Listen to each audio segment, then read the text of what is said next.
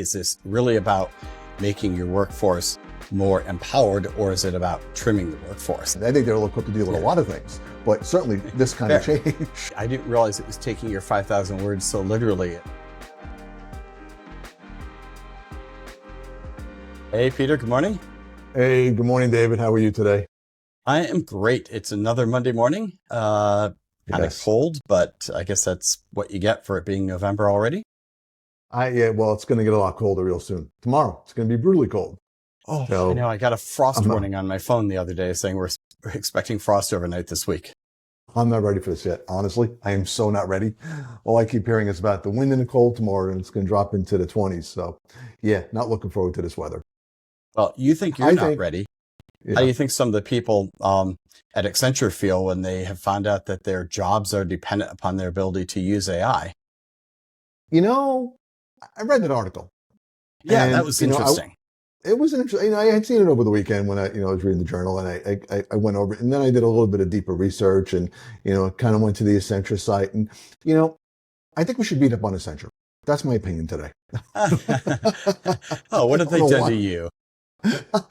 Nothing. I just I have to call out what I feel is I'll use a very sophisticated managerial term.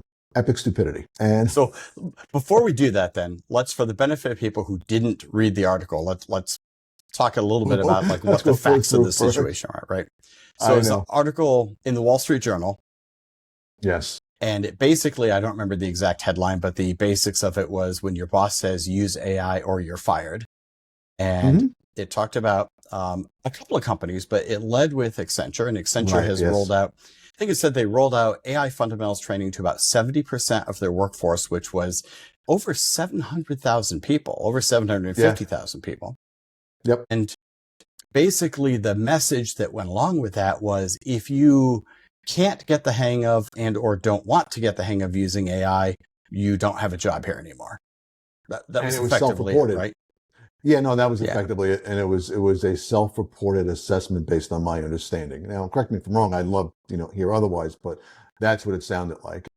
I think, like you said, there were several other companies that, did similar types of things where if the employees didn't kind of get on board with AI, use AI, get trained in AI, then they were going to jettison them. And I don't know about you. What do you think about this? I clearly made my position well known at the beginning of this conversation. So, I'm easy to read. But what do you think? It's kind of funny because I'm not going to name names, but I thought, as much as I thought it didn't paint Accenture in the best light, I felt like they came out looking better than some of the other companies that were mentioned later in the article who took very hardline stances and honestly were frankly foolish. I am shocked. But let's go back to what I thought about the Accenture thing was very interesting. I felt that I understand their motivation, right? AI is becoming a tool that you need to learn to use. Where I got very squishy on the whole thing was did they really give people enough coaching and training and support? Like you and I talk about all the time, it's one thing to learn to use the tools from a technical, mechanical level. It's a completely different thing to try to figure out what am I going to do with this tool that's going to make it impactful to my work and going to make a difference. Right. I didn't see anything that said that they really gave people enough support in the figuring out how to apply AI to their jobs. Right. And honestly, I saw the same thing. And that's what I think it's noble that you're attempting to retrain your entire workforce in these tools because we all, you and I talk about it all the time. They're a game changer. They're going to radically change. I certainly think business and education and a whole bunch of other, domains out there. But what I found troublesome, and I went digging and I found some stuff. I didn't find a ton of stuff. It looks like most of the training is all online training and, some of it's technical. I didn't see, how to use these tools, but as well as I do. Training 700,000 employees is going to be difficult at best, and giving them deep, comprehensive, the kind of game-changing training is just not prudent. I don't, It's hard. And that kind of training is, again, I think the online training works for some level of indoctrination, right, into the basics of the technology. But if you really want to get people to be proficient, and to go beyond just capability or ability to use the tools into true fluency in those tools, that's a journey, and that requires Yes. some individualized attention. It requires creativity and brainstorming. Those are very hard things to roll out across a massive organization. Yeah, no, 100% agree with you. And I look at it a couple different ways. One, you're giving access and I will use the term teaching loosely here. How to, supposedly use these tools. I think you're going to wind up creating as we said in the previous podcast, a lot of work slop because you're probably not educated on how to use it properly. And I think for a lot of, whole class of individuals who get frustrated with using these for the first time, you're going to wind up turning them off even further. And I think there's a way to train and teach, and just saying you're teaching 700,000 people and giving them online tools is probably not the answer. And I think it's going to wind up creating more problems than anything else. And let's talk about that work slop, because I have been at a couple of clients over the last year where there have been people from large consulting companies, not necessarily Accenture, but some of their peers too. And I've been chatting with them about the tools they use and how they have all been, maybe not under as direct pressure as was cited in this article, but they've all been under pressure. They're expected to use these tools in engagements. And it's really interesting because I've seen in some cases, it's really interesting because it helps them surface prior work that their firm has done for other clients that's relevant. And it's finding work that they wouldn't have known about otherwise. And so therefore it's improving their level of service. But at the same time, I've also seen a lot of examples where I think it really just dumbed down the consultants, right? Because they were they were told to use it. They were using it. They were using AI to help regurgitate things, and it took their brains out of the loop a little bit. They weren't doing the same level of thinking that they probably would have done without AI. Right. So I have real mixed feelings about it. No, so do I. I think this kind of training, look, again, we talk about this all the time. This is not it's an incredibly powerful tool used well. If you don't use it well, it can create a lot of problems for you. And I don't, training on online training and going through the process, if you're a person, I don't know, I don't see that getting the kind of outcomes that they expect. In fact, I think they might wind up getting negative outcomes. And I think it's the wrong approach. It's the, senior manager approach saying, I'm going to train my workforce and I'm going to give them access to the online courses, and well, we're done. And to me, that's foolhardy at the end of the day. So you just hit an interesting point. Is this really about making your workforce more empowered, or is it about trimming the workforce? And I think a lot of times people are leaning on AI as a reason to cut workforce. And sometimes there's, I like this article actually, interestingly enough, linked AI to the reduction of several hundred executive roles at Target. Well, yes. I don't buy that for a minute. Target is struggling. That's no secret. The stock price is struggling. The revenues are flattening out. They are struggling. I don't at all buy the connection of that restructuring to AI. That needed to be done regardless of whether or not they're using AI. So I think AI becomes sort of a convenient way to maybe mask the underlying reason that you're doing restructurings and layoffs in some cases. Oh, I think it's the convenient whipping boy, so to speak. It's just like work from home, right? We all know that work from home has been used by a lot of companies as an excuse to cut staff. They're just making it look voluntary because people don't want to commute to the office. Right. You know what I found troubling too? There was an example in that article which actually really bothered me. There was one of the firms, the chief product officer, who had been at the firm quite a few years, and by the CEO's own admission was highly competent, had done a great job, who was a loyal employee, but wasn't jiving with the whole AI migration. And they wound up letting this person go, which, like, that's to me, I'm sorry, that's shooting yourself in the foot. You're taking somebody with deep institutional knowledge, years and years and years of knowledge to build that up, and because they can't use a tool, which you probably yourself don't fully understand, you're letting them go. That is just, again, epically stupid. Great management. That's the CEO that I'm choosing not to mention by name because he comes off looking incredibly foolish in that company, in that article, 100%. Sorry. And he took a very hardline stance. He asked people to, I liked what they did in the beginning. I first started reading that section. I was like, oh, they have 20% of the work week. They're encouraging employees to do AI experimentation. Well, we are big believers in controlled safe experimentation with AI. So I was like, all Right. right, if you take every Monday and you work on how to apply AI to your business, that's amazing. What I started off thinking, oh, this guy's a visionary. This is great. And then I read that he had everyone self-assess their own use of AI. And then he fed their self-assessments into ChatGPT and cut the bottom I X know. percent of employees. And I was like, okay, that went from innovative to dumb very quickly. And then you read that the chief product officer, who by every account was a real asset to the firm, basically was, my interpretation of the article is he was fired for questioning the approach to rolling out AI at the company. He wasn't saying he didn't believe in Right. AI. He was questioning the approach and he was fired for it. So, I bad don't, managers will manage badly with or without AI. Oh, 100%. I mean, I go back to my old adage, my favorite one that you like to say, okay, Peter's using it again. Fool with the tool is still a fool. And in this Fool case, with the the tool. CEO is being a complete and utter fool for doing it this way. And I don't really understand. Look, I think these types of managers will fail, AI or not. They're just not good. Look, if somebody's questioning you and you're gonna fire them hard for questioning you, I'm sorry, that's a real indictment of your management style and the kind of culture that you've built at a company. It's not an indictment of the tool and the person. 100%. That's the company's loss, not the executive's loss. The executive Right. seemed like a reasonable guy. He will go on to other roles and the company will be the poorer for it. But I want to back up though and say, I realized as we were talking about this, it may sound like I'm, down on the idea of this sort of, call it mandatory training for people, around AI. And I'm not, I'm not at all No. against that.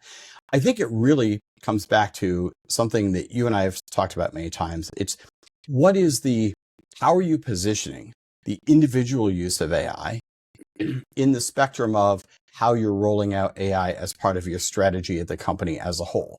So if you are positioning individual use of AI as the cornerstone and you expect to train people and they will magic up some innovation and efficiency for you, that is a bad strategy.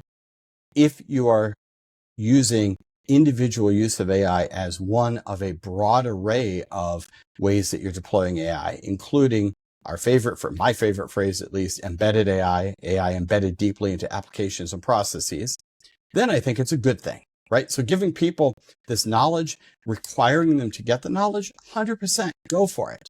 But don't let yourself get trapped into thinking that's all you have to do. That is one little tiny piece of solving the AI puzzle. Yes. And, so what you and I talk about all the time, being able to use a large language model through a chatbot is a tiny, tiny portion of what you need to do. You could teach 100%. 770,000 people in your company to use AI effectively, and you're still not going to get the kind of benefit you could if you're not thinking across the other parts of the AI solution spectrum. And I don't honestly look, you and I have spoken to a lot of people. I am firmly convinced that most companies are not looking at it deeply right now. And they're struggling with, just we call it the personal use of AI. They're using it for these tools or embedded in existing tools. They're not really thinking about it, how do they apply it to their business very deeply. And I think it's going to be a long time for that to happen. You're 100% right. And here's what's crazy about that. I think it's falling through the cracks because nobody owns that right now. So if you're a business leader, what you're aware of is the chatbot usage of large language models, personal productivity usage, because that's what everyone can see and feel and touch, and it's what's written about all the time. So you've got that on your radar screen. You're like, good, this is what I'm going to do. Who's worrying about the rest of it? In most organizations, it's not IT because it cannot be an IT-led process. It is not. Rolling out the tool doesn't really accomplish anything other than solving some of the preconditions. No. But what's missing for a lot of companies is people who understand AI and technology and understand their business and are able to sort of bring those two together. And so I think when I look at it, I guess I'm not surprised that companies are missing the big picture because we've only had a couple of years. Most companies have no clue what to do and how to make this start to work for them. No, I think you're 100% correct. And it's funny. I think about this obviously on a regular basis. You have companies that we want to help them through the transformation process. And there are so many barriers to that transformation, everything from just cultural issues, to how they separated IT and the business. And I just want to opine on a couple of things quick. So I came across an article the other day from Harvard Business Review, and they broke companies into 4 separate quadrants. How innovative and accepting they are of change. And the number of companies that are truly accepting of change and have the culture in place to encourage change and encourage questioning and a healthy back and forth, and not impugning people if they come up with a view that's different than everybody else, and welcoming and questioning and opening it up, is actually less. It was around 10%. I was actually shocked. The kind of culture you need to really embrace change and go forward is that small. And I'll double check the number, but I'm fairly certain it was around 10%. And that to me was utterly shocking.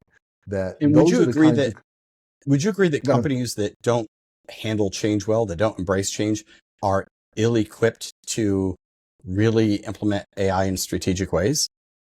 Oh, 100%. I think they're ill-equipped to deal with a lot of things, but certainly this kind of change.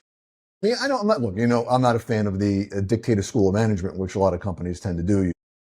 I think it's healthy to have a great discussion internally, and I think a lot of companies will report that they have that healthy exchange, but in reality, you have to ask the employees it's actually false. That you need to have the exchange of hard ideas and really difficult topics if you want to move the organization forward. And sometimes the outcome is not what you expected. You're hearing things you don't necessarily want to hear, and it's a challenge. I get that, but this is a big external challenge to all businesses. And if you don't embrace it and look at it hard and look at your culture hard, eventually somebody is, and they're going to come. You're going to have the outside competitor that's going to come after you and then get your lunch. Someone else will eat your lunch if you don't. It's 100% true. And, it's funny because if you think about it, companies have been struggling to automate and digitize for a couple of decades now, right? Automation, digitization has become the buzzword, and people still struggle to do it. And everyone thought it was the technology, right? In the beginning, it was because we had mainframe applications that weren't flexible. So we went to, client server and open source applications. Then we went to software as a service applications. And then we introduced robotic process automation. And in every case, what became clear was that you could not simply automate an existing process. You had to be able and willing to change, optimize, and rework parts of that process so that you came up with sort of the optimum blending of machine and person. And nowhere to me was this more clear than looking back now. God, it's been more than a decade, but looking back at companies implementing large ERP systems like SAP, where they would spend often multiples of the original purchase price of the ERP trying to modify the ERP to fit their business process. And not only did that double or triple their implementation time and cost, it also meant that their upgrades were incredibly painful, because I would see people going back and doing these 3 and 4 year long upgrade projects just to move to the next version of the software, all because they were inflexible and they insisted that their business process was somehow sacred and couldn't be changed. I know. I personally lived. I observed one of those at a company I was working at, and the depth of the pushback on changing existing, clearly broken processes to adopt one that the rest of the street was actually using it just wasn't ever going to happen. So something that should have taken 6 months was now on, I want to say, year 3, and no way near completion. I used to do a lot of data work in support of ERP implementations. So one of my old friends, colleagues, mentors, Martin Dunn. Martin, if you're out there, he brought me into the world of doing a lot of data migrations for ERP. And what was always striking to me about it was the lengths that companies were willing to go to torture their data to fit into some other company's predefined schema. And in doing so, they were often willing to lose a lot of the essence of what made that data uniquely theirs and uniquely valuable. Just fascinating to me. And so, we haven't really learned in many senses the lesson, because here we are today. And you and I have spoken to business leaders who have approached AI initially, at least until we got hold of them, as thinking, okay, just automate these processes for me, not re-envision these processes, optimize this, figure out how to make it better, et cetera, et cetera. It's just, hey, can you just automate this for me? I think that seems to be, and I think a lot of that comes from how the tech companies are pushing a lot of this stuff. They're all about market share, grabbing as much as possible, and they're pushing it that way. It's funny because you and I come from a different time, and I know that sounds crazy, but we're old. Let's face it, we are. Okay. We've been around. Hey, come on, I was writing about PDP 11s last week. Right, Things that you're are old. actually in production. Yes, production and being used. When I started out, though, it was interesting. The relationship between technology and business was drastically different than it is now. And we were deeply embedded in the business. It wasn't this separation of, church and state, so to speak, where tech was here, business was here, and you had, relationships. So you had a point person that actually tried to navigate both of them. When I started out, I worked for the business. I was embedded with the business. I sat on trading floors. I understood the business. It was very different than it is now, where you have this big difference where IT owns IT, even though I don't consider AI IT, and they own it. Whereas we understood the business. We were able to institute real change because we had deep institutional knowledge of how things actually worked. And in many cases, deeper than the business themselves had it because we had to implement it. And that's dead. So that's all gone. That's really fascinating because I think you had a very different entry into the industry than I did. So I did not work in financial services earlier in my career. I worked in everything from utilities to transportation, logistics, pharmaceuticals, telecommunications, retail. And in most of the clients that I worked with, IT and business were already very, very separate organizations. You didn't have IT people embedded in the business. So I sort of view banking and specifically trading desks as being one of the pioneers at blurring the lines between who's technology and who's business, and putting technology people sitting on a trading desk and traders learning to write code. And that wasn't happening at a lot of the organizations I worked with. No. And so you had armies of business analysts who were like the go-betweens. They were trying to be the translator between business and technology. Right. And I always found that troubling because there's so much lost in translation with that. And, now these days, and especially with the advent of outsourcing, you'll lose that knowledge. That institutional knowledge is now in the hands of a tiny few. Whereas, back when I learned, it was very common for IT to become business and become traders. And many traders who no longer wanted to trade hop into IT. It was a back and forth. It was fairly fluid. It was very often that occurred. But the benefit of that was this exchange of information, this exchange of just core business knowledge, which allowed you as an IT person to really, really institute changes, profound, deep changes, business changes, and you understood the processes. And I don't feel like that exists anymore. So now, most firms, AI is IT, there it goes here. And it's funny, I read an article the other day, they were talking about a company who was like, well, we did all the right things. It's in the hands of the technology department. And I kind of wanted to slap my head and go, oh God, could not be more wrong here. This is the wrong way to do this. It's funny. I'm having, as you're saying that, I'm remembering my first real corporate IT type job. I was actually working for Arthur Andersen and Company. So long before Accenture or Andersen Consulting was formed. I know them well. And I had a client, and at the client, there was a client leader who had gone and gotten an MBA and come back to work for this firm. And he'd come to work in the IT department. And he was a great guy. His name is Steve. And we all really, really loved him. But I remember that his colleagues at that company, none of them could understand him. The people in the IT department were like, you went and got an MBA. You shouldn't be here. You can't work in IT anymore. You're one of them now. And the people on the business were like, you have an MBA. Why would you go slum with the IT department? Why would you work in technology? He got it. I didn't realize at the time what a profound thing that was. I just knew that he was like the outsider to both groups, but it was also a terrific leader and was a pleasure to work with. Now I look back on it, I'm like, he was ahead of his time, and he put up a lot of pain to do that. And the odd thing is, coming up in financial services, that was embraced. I mean, it was okay to go back and forth. It was often, if you worked in IT and you had a business life prior to that, you were embraced. It's like, oh, you know all this. We want to pick your brain. Working on the desk, there was a level of trust that was there between business and technology because there was such a symbiotic relationship and it was such a necessity that if we did well, they did well. And they understood the value of tech helping the business and helping them make money. Great, whatever you think about that. It really drove a very, very, very close partnership, which I think was extraordinarily helpful. And it only changed when the regulatory regime started coming in post 2008, and you started seeing a greater separation, and those days kind of go away. Unfortunate, because I think now more than ever that relationship to tech and business is instrumental to the level of change that's going to come.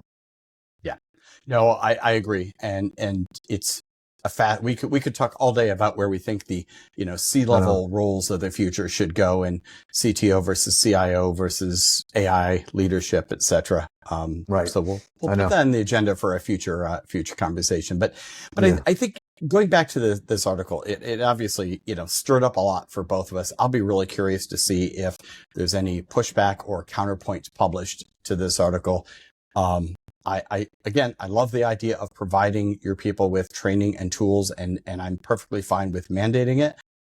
But when that becomes the de facto yardstick for assessing whether someone's a fit at your company, that's a frightening thing. Well, I just want to say one final thing, and then maybe we pivot to our demo. We're going to do a demo today.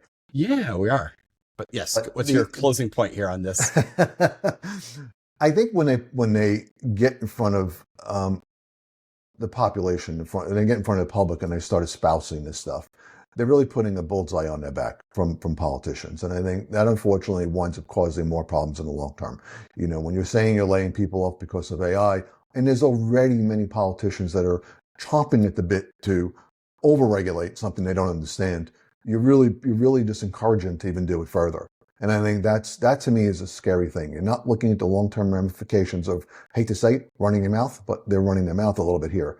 If you're going to do things the right way, there's a right way to do this. I'm a firm believer there's a right way to do this, and educate your employees. And look, if some people don't take up to it, they don't take up to it. It doesn't mean there's other roles that they can't do. You have to figure that out. You have to be smart about this. But intellectual property in the sense of humans walking out the door, or you letting them go, with sometimes decades of experience, to me never seems to benefit anybody.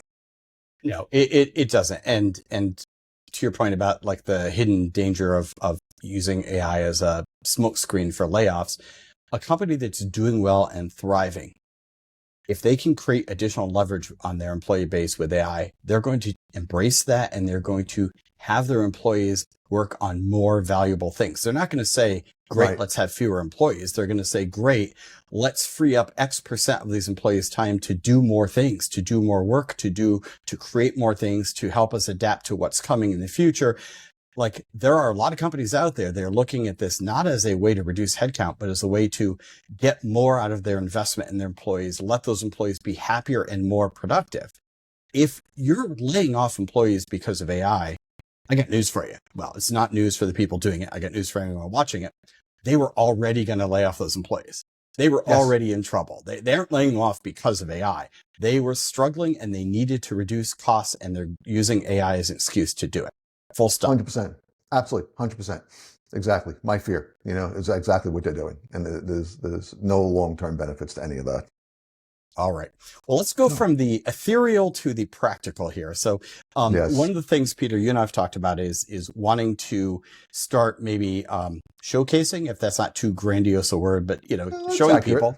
Okay, showing people some of the ways that we have been using AI ourselves. And I think there's some really interesting things we've done. Some of it has been very successful. Some things we've tried and abandoned and tried different approaches. But I think what I like about this, when I think about why we do this, like look, you can go and read. I skim, because they're usually not very interesting, but I skim scores and scores of articles every week about people like, hey, here's how I use AI to make $1 million. Here's how I use AI to save 5 hours a day, or whatever it is, right? And it's usually garbage. And it frustrates me, because if other people are reading this, they're going to look at this and go, yeah, why would I want to do this in my company? And so I think part of what I like is I want to show people how we use AI in a way that amplifies our ability to do work, but retains the authenticity of it's still work that comes from your mind and my mind, and it's our work product. Is that right? A fair goal? That's 100% fair goal. Exactly it. I don't, look, you and I are, prior to doing this, when I wrote for whether it's magazines or blogs or whatever it may be, or ebooks, and I've written countless of those, it was always a process. I sat and I wrote. That's what I did. I would get up at 4 o'clock in the morning and pour myself a coffee when my brain was clear, and I'd go write. So you and I kind of embarked on this project of, and if I recall correctly, we were sitting in a car going someplace, just, thinking about ideas that we thought were pretty cool or things that we could possibly do. And we came up with the idea of putting together a book. Now, some might think that's a crazy idea. Why write a book? These things move fast, yada, yada. But we thought it was a good idea for a whole host of reasons. One, it was, from our perspective, it was good PR, we thought. It was something that we could hand off to people. And so, we kind of went on this journey. Let's see what it would really take to write a book using AI. And it wasn't, look, like you said, I wanted it to be really unique to us. I wanted it to be in our voice. I wanted it to be using our words. But it's just, we wanted to do it faster. And we wanted to get to the market faster because we understood that time was value here, even though we haven't published it yet, that it was extremely important for us to do this. So, we went through this process of evaluating all the different foundation models that are out there, whether it's OpenAI or in ChatGPT or Claude and Anthropic's Claude or even Grok and Gemini. And, after testing a whole bunch of different cases and going through a number of permutations in each one over probably a couple of weeks, I'd say minimally, Yeah. And then finally settled on using Anthropic's Claude because the user interface, I think, was the most conducive to writing a book in a way that kind of worked through our way of wanting to do it. Yeah. And I'm even going to say that I think at the end of the day, while we found the model that worked best for us, and that model may be different for other people, right? Like it was our style of how we wanted to do things. I think the secret sauce here is not what model we used. It's how we used it. It's how we integrated it into our workflow. So let's talk about sort of what was success for us, because I think success for us was you started that. You said, if we had to sit down and write this, manually, right? Get up an extra hour or two early every morning and spend an hour writing every day, it would have taken us 18 months to crank out a book. And what we looked at, it says, okay, we have been talking to each other and to other people for, at the time, it'd been a year and a half maybe of talking about AI to people, right? Right. And because it is 5 and was 2024 before that, we have transcripts of most of those conversations, right? We have transcripts of our chats that we have when we're just talking to each other about ideas. We have transcripts of meetings where we've been brainstorming. We have discussions with collaborators and clients. We have things we've written, documents we've written that weren't meant to be a book, but were still capture our knowledge. And so part of the goal is, how do we take all of that? It's our work, it's our words, our work, our thoughts. But how do we accelerate the process of having to sit and turn that all into long form text? And that was really one of the big breakthroughs, was how do you do that and maintain your voice in doing that? And that was one of the big lifts at the end of the day. That was sitting down and getting as much of that content into a form that I can now use in a model to start writing a book was obviously, it was a big part of it. So I remember asking you, give me content you have. I remember going to our producer for this podcast and saying, hey, give me all the text transcriptions, all these podcasts, because you're talking about probably well over 100 hours of content back and forth. Way more. And, yeah, exactly. Way more than that. All the stuff that we've written about AI over the past 2 years, like everything you said, and just getting all that information, putting it into a form where now where we could effectively use it in a book was a big part of this job. But it was so important to you and me that this be our voice and not somebody else's, that this had to be done. There was no other way around this. I wasn't going to shortcut it, and nor was I going to we were going to tell everybody, well, this is a book that David and Peter wrote. I'm going to be honest, we use these tools to augment us so we can actually get it out the door. But it's still us. It's our voice. It's our information. It's all us. Absolutely. So we're going to attempt to demonstrate this. We've not done this on a podcast before. We're going to share a screen and do that. So if you are listening to this on a audio only podcasting platform, We'll do our best to describe what we're doing, and hopefully it'll still make sense to you.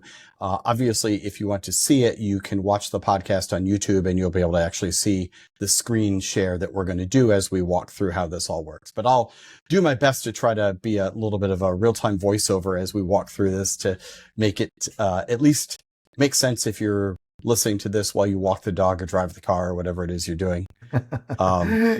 Yeah, no, absolutely. Let's try this. One more little quick, I think, caveat at the front of all, not caveat, just a little, something important. Clearly, as part of this, writing a prompt was important. And I didn't write a particularly long prompt for this, to be totally honest. I mean, I know we generally say write a prompt, but part of that prompt, and which is why I didn't write a very long prompt, was I wanted to act as an interrogator of us. I wanted to basically interview the two of us in real time and then take all our information. And we could sit there. I mean, I think on some of these chapters, I spent hours answering questions before it actually generated a chapter. So that was really important to us. So let's embark and see if we can make this all work. And that's a key technique. Okay. So Peter, you want to start kind of walking us through what we're doing here? Right. So I'm not going to, obviously we're going to do this a little bit faster and I'm going to take a bunch of shortcuts. But as I said at the beginning, we chose Claude's Anthropic. And the reason we did it was, I think for us, it worked into our workflow and it allowed me to create a project that put all the chapters together.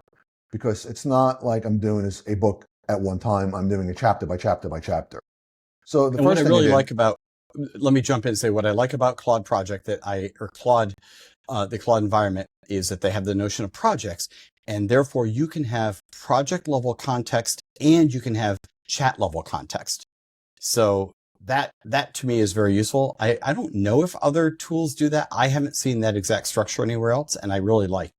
Yeah, and that was one of the driving factors. Other than the quality of the text, I thought was, better, and that's obviously subjective. I liked the organization. It made it very easy for me to organize it. As a first step, I created a project in Claude. Let's hope all this works great. And you can see I have a project. So one of the first things I did when I started your all project this was is write a book. I like that. Exactly. Let's write a book. But the first thing I did was I am going to take, and you will not see all the other screens, but we're going to take all the documentation. Now I have a separate folder open with about 7 different files, which I'm going to drag and drop here. These are context files that I've created separately. Some of them are our governance. And what are these? Are these just content, like transcripts of, I see one that says podcast transcripts and other things. So this is just content of us talking about or writing about things related to the book or that we want to have in the book. Okay.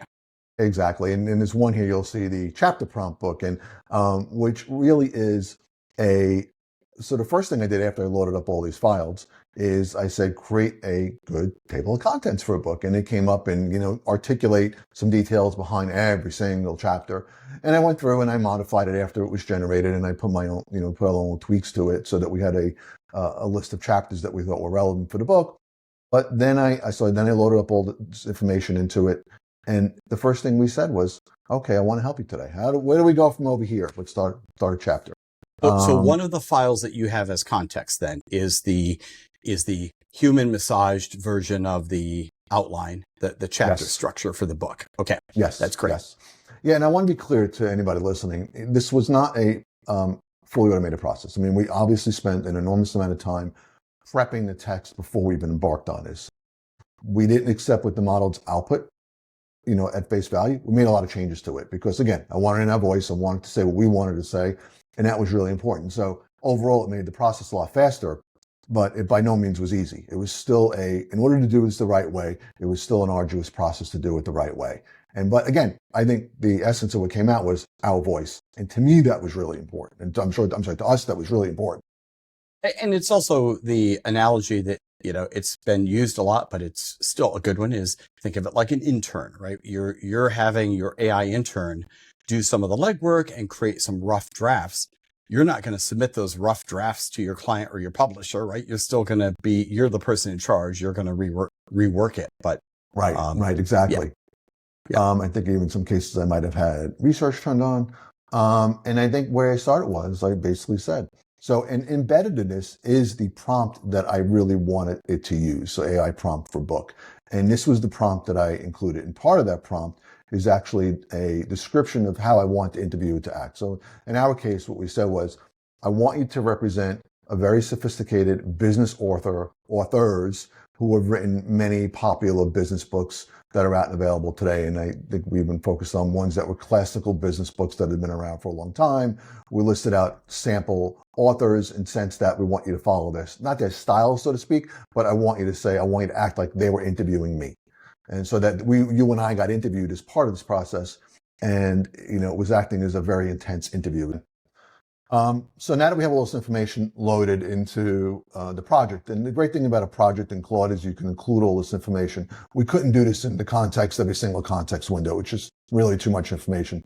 So I cut and pasted my prompt from the original project just to see what I did. And it was very simple.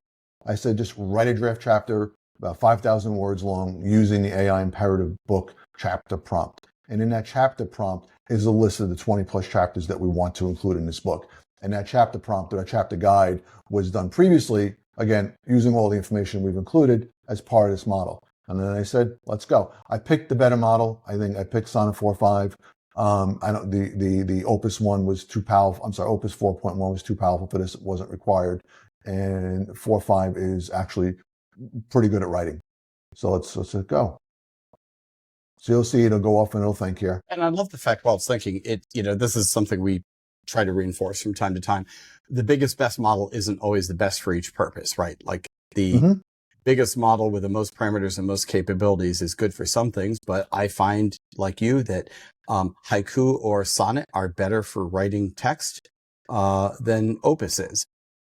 Right, exactly. And I think even more, I was going to say something, I can't remember what I was going to say. So as you can see right now, it's just kind of going through, and since I turned on a thinking mode, it's going through and it's extracting all this information from the prompt guide, and now it's going to write a comprehensive first cut draft is what it's going to do. And that's fine. Let it write the first cut draft. It creates it as a markdown file. We do this one chapter at a time, just simply too much information to do this. And then the chapters can actually get, since they're part of the project, they actually get included in subsequent chapters as well. So it's kind of aware where it is in the process. So it's now doing the first cut of the chapter.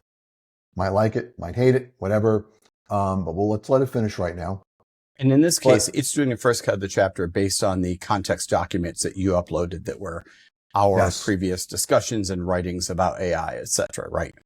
Yes. Okay. And one thing that I did, and this is something actually, I learned from you initially, you and I both use Readwise quite extensively for getting quotes from articles that we read.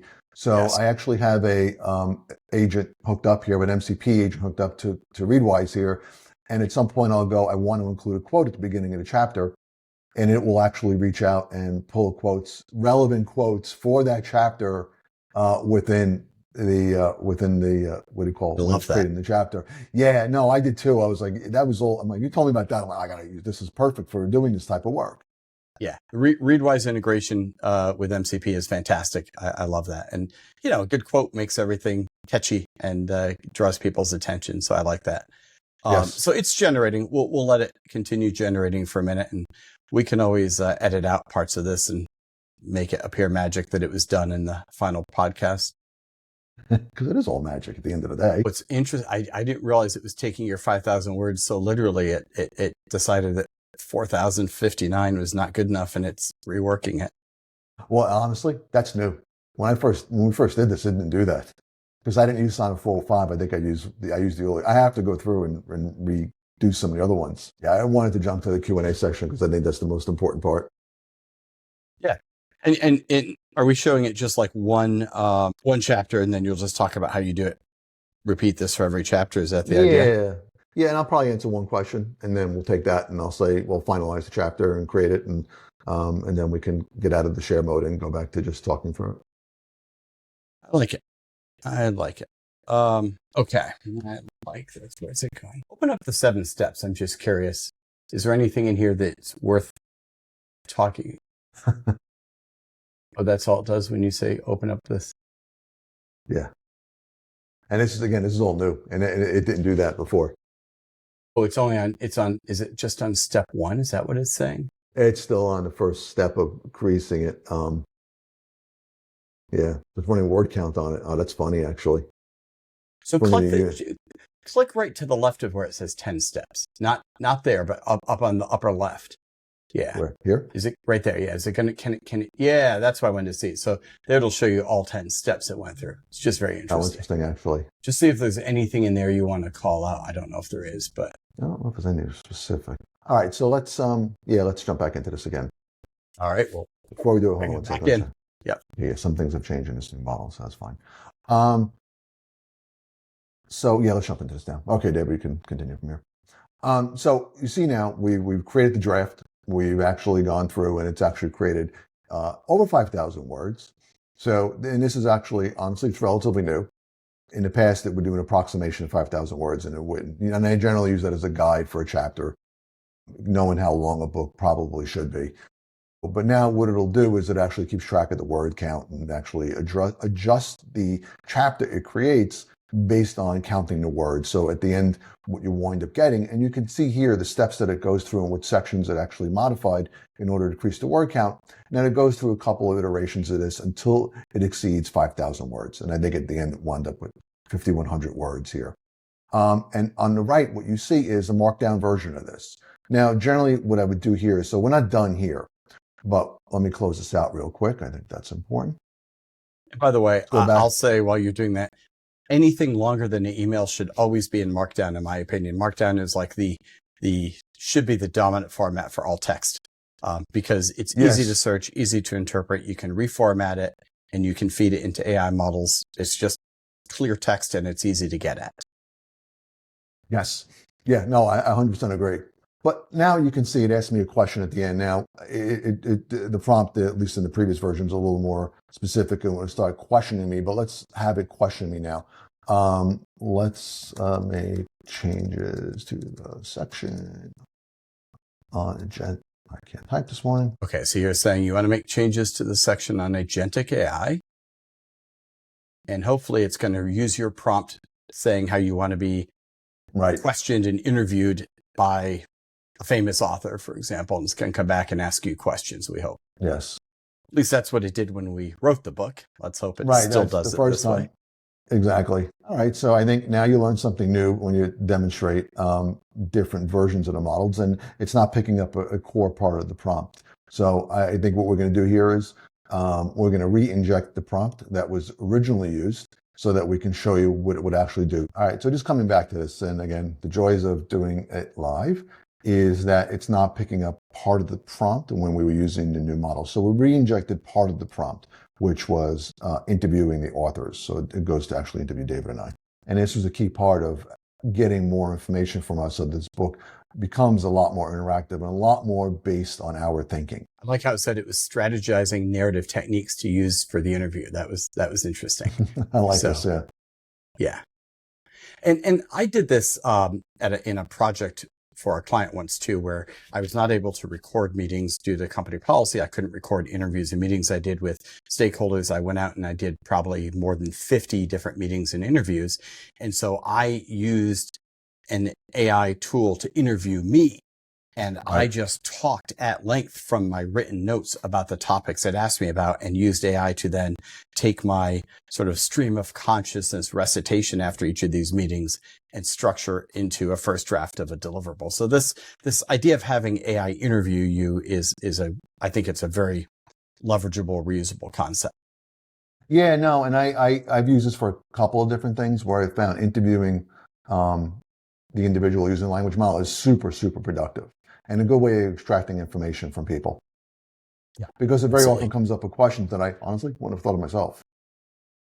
And the truth is, it's a lot easier. It's lower effort to just talk. And especially if you don't have to worry about structuring and organizing, you can just sort of talk ad lib about the topic. And as new thoughts pop into your head, you can just put them into the conversation and depend on the AI model to reorganize and structure all that content later.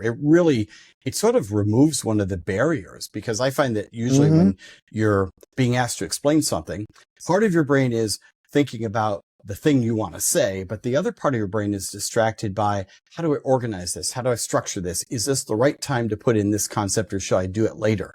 Right. And you can offload all of that to an AI model to help you with after you've just said what you want to say in whatever sequence in Yes. whatever form you want to say it in, which is incredibly liberating.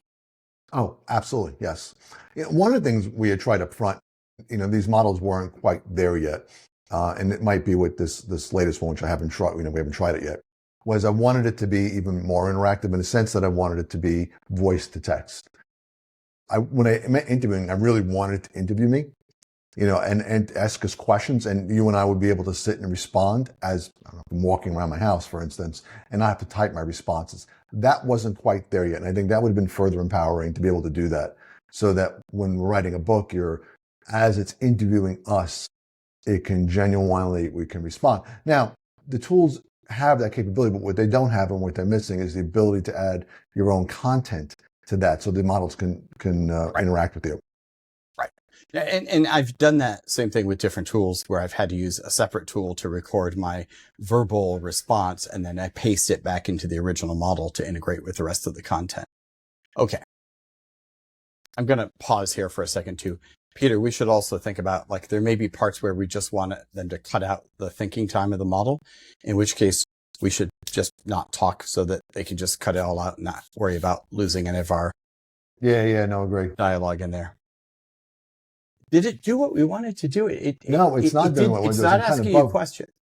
Yeah, that's interesting. Maybe say that. It worked. It's funny because it worked when I did this all originally. So let's try this now. Might be because it's extended. All right. When this finishes, you can say what it says. So now this is really where the next step really lies in creating this book and make it really, germane to our voice, or really much more about our voice. And this is what it normally would do. It would pop up with the question, says, great, I want to, ask you more questions. Let me start. What do you really want to focus on? And it would give me a list of different types of areas to actually focus on. So why don't we explore cautionary tales for AI implementations? What do you say, David? We'll take cautionary tales for 200, Peter. If I can type every tale. Now, what it should do is basically act as an interviewer. And given that some of that was included in the original context, it should approach it as if it was a very successful business author. And this would go back and forth like this. So let's think of a full story. Let's give a full story. Let's talk about it. So in case anyone is not watching this on video, let's talk about what it came back with. It said, let's start with the big one. Can you tell me about a specific AI implementation project you've witnessed or been involved with that failed or significantly underperformed? And then it goes into some additional detail. I want the full story. Don't worry about protecting identity. We'll hide that later, et cetera, et cetera. So it really does sound like something an interviewer might say to you to try to prompt you to tell them the whole story.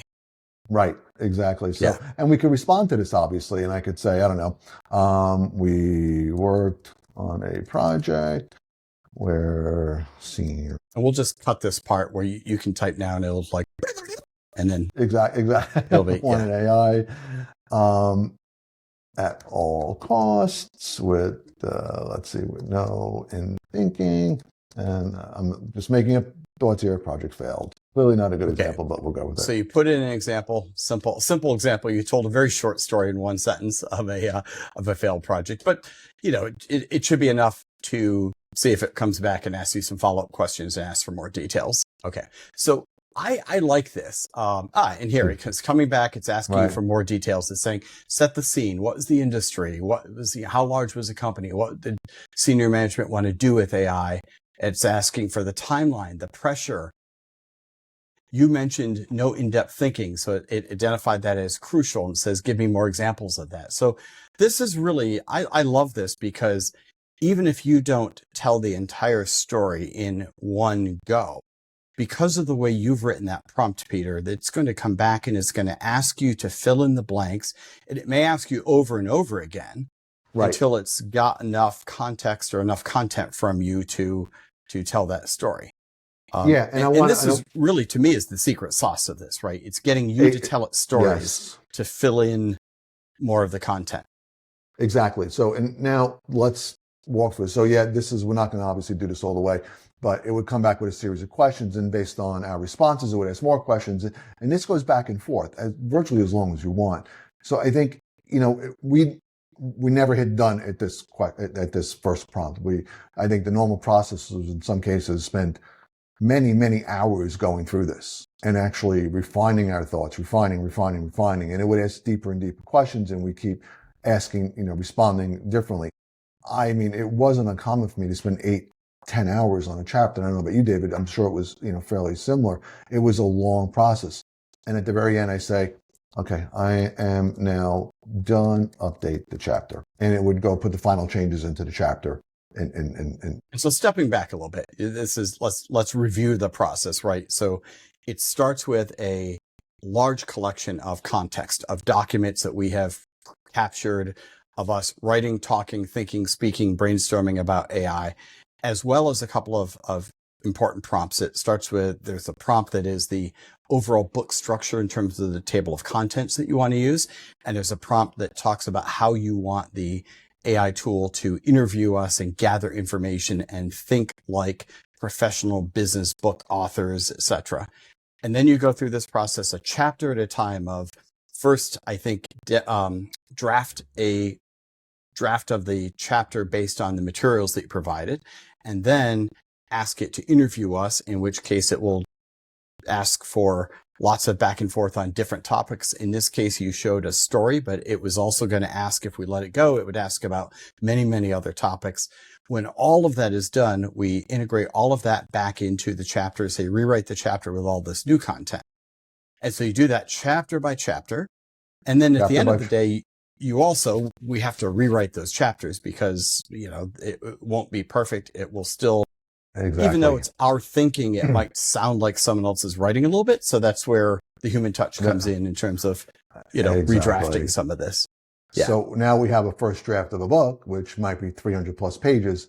But like you said, now, again, it's made it go faster. It's taken all our content, our brains, we've dumped it into the model. It's organized our thoughts. We have to go through the manual process. This doesn't eliminate, at least for us, it doesn't eliminate the need for doing a manual update of the book, which is what we're now in the middle of actually doing, is we're manually going through it, old style, old fashioned way, line by line by line, and rewriting pieces of it so that it's even further in our voice and it sounds much more like us. I imagine that people could get into a long debate about whether this is an AI written book or a human written book. I would love to have that debate with people because I firmly believe in my mind this is a human written book where we used AI to help us write it.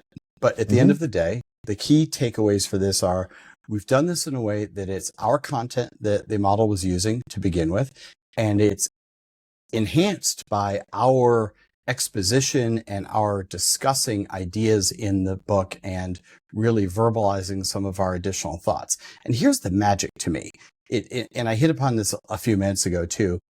When you can just talk, you are saying more than you would say if you had to write, because you're freeing up the part of your brain that's worried about sentence structure, narrative structure, segueing from one paragraph to another and transitions and all of those things that you learn as a writer. You can stop for a moment. You can set those aside and just talk. And so that's enabling you to simply get more ideas out and more ideas into the book. I think that's incredibly freeing. Now, yes, the important point is you have to go back and do that hard work, as you just explained, eventually. But this phase of being able to just write, it's not really too different than writers who, used longhand pencil and a pad of paper or just typed out the draft or whatever they did. Writers have always been focused on get your thoughts onto paper first and then clean them up. And I think this just gives us another way to get thoughts on paper quickly. Yeah, no, I 100% agree with you. And I want to make, like you said it perfectly, I'll reiterate it even further. This is our idea. These are our thoughts. This is our brain that is in this book. This is not an AI. I mean, yes, we used AI, but at the end of the day, it's all our content. And I think that's the important thing here. We're not sidestepping the process. I mean, the process of writing a book is arduous. It's very difficult. It just makes it easier for us to accomplish our end goals. And arguably, since it's simpler, we can actually make it even a bit more robust. We can put more in there than we otherwise would, and make it deeper and make it more up to date, which I think was incredibly important for us. But this is a process. I am sure there are other processes out there, but I think for us, this is the one that worked. And, I think we're going through the result of that. And, hopefully next month or two, we'll have the book out there. But it saved us, something that would have been, I think, virtually impossible to do given our existing schedules, possible. And I think that was really important for us.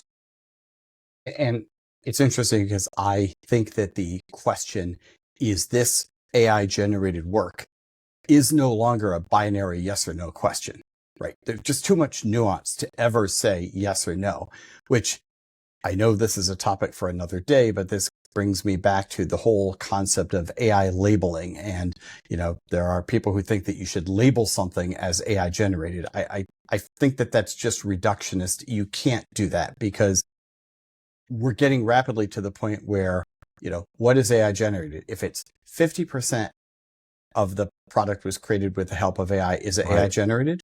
What if it's 5%? What if it's 1%? Right?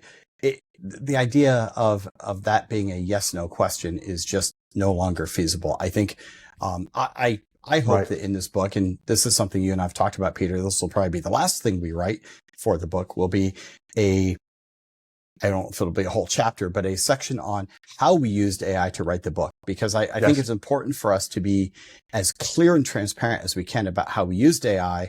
And it gives us a chance to assert that we still take ownership of the content. This is our material, our thoughts.